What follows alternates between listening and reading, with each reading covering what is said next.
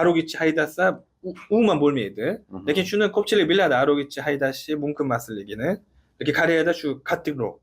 Shu arogichi mashina haydasa, shu qattiq nima deydi, jarima bo'ladi. Arogichi haydaganda ushlab bo'lsa, u hamma shunaqa yuzib poyajı deportatsiya bo'ladi, o'lasam bo'ladi.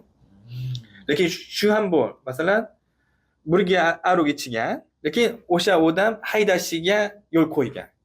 Birga o'tirib mashina u arogichiga bilyapmiz. Lekin u hayding o'ring desa, ikkalasi ham jazoladi. Yonidagi odam ham jazoladi. Nega uni to'xtamagansiz? To'xtatmaganligi uchun jazoladi. Shu ham jazoladi. Ya'ni ikkita fuqaro birga o'tirib spirtli ichimlik ichyapti, ha? Spirtli ichimlik ichyapti-da, ikkalasi avtomobilga chiqib, bittasi mashinani haydab ketyapti. Agar u politsiyskiy, ya'ni militsiyalar tomonidan ushlanadigan bo'lsa, faqatgina haydovchini o'zigina emas, uni to'xtatmagan oldidagi sherigi ham jazo olar ekan. To'g'ri.